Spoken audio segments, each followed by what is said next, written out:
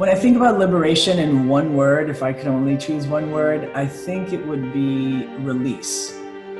When I think of the word liberation, the first word that comes to mind is transformation. When I think of liberation, I think of expansiveness and expansion. When I think about liberation, the word that comes to mind for me is freedom. I would say freedom. I think about freedom. Freedom. Freedom. Freedom. Real freedom. When I think about liberation, the word that really comes to mind for me every time is the word healing. I think of empathy. Transformation. Equity. Love. Breath.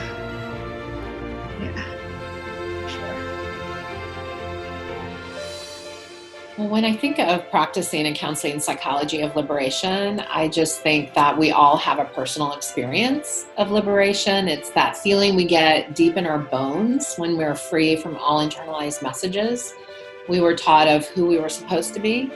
And then the expansion we feel when we transform those messages into critical consciousness to act upon the world and then change it. And so for me, the project of building a counseling psychology of liberation is one that builds a counseling psychology where all people who experience oppression can get free along the way.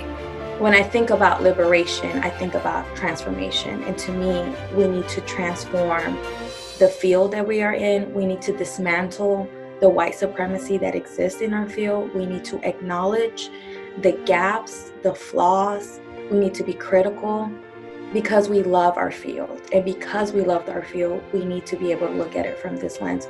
A lot of psychology and a lot of the theories that we learn in our training are pretty limited because they come from a pretty specific perspective, which is a pretty Western. Most of it has been written by white, middle class or upper class men, right, in positions of power. So we teach a counseling theories class, but we act as if theory began with Freud.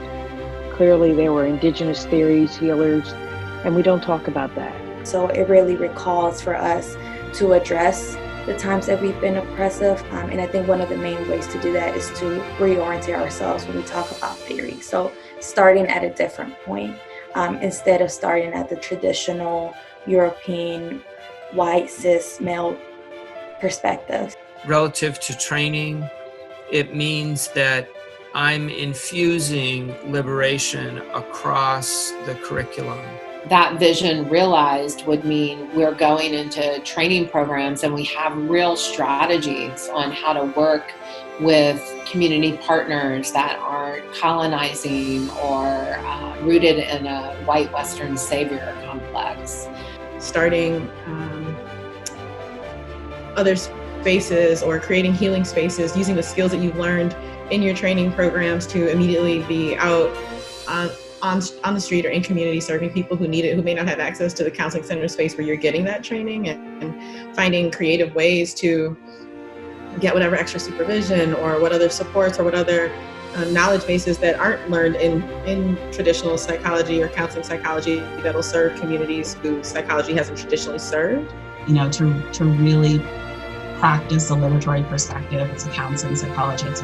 Counseling psychologist would mean to just fully encompass the broad spectrum of healing. So talking with people, but also finding other ways to work with people on forms of healing that's meaningful for them.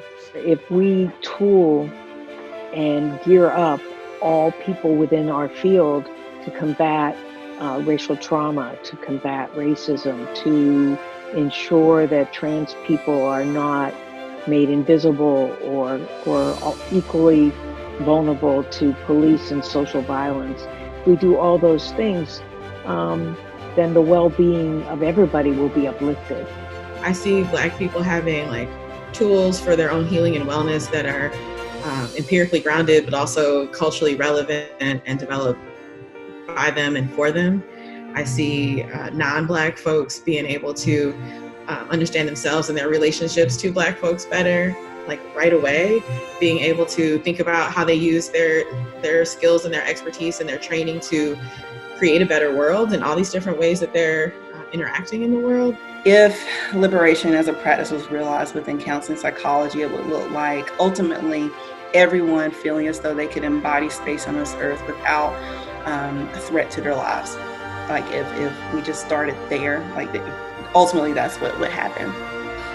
I think that we would see something great and something different if we were able to achieve this. And that's why I use the word disruption, because I think that it would just really rock what we've been doing down to the ground and allow us to rebuild our core in a way that really speaks to the heart of people who have not been represented in our field yet.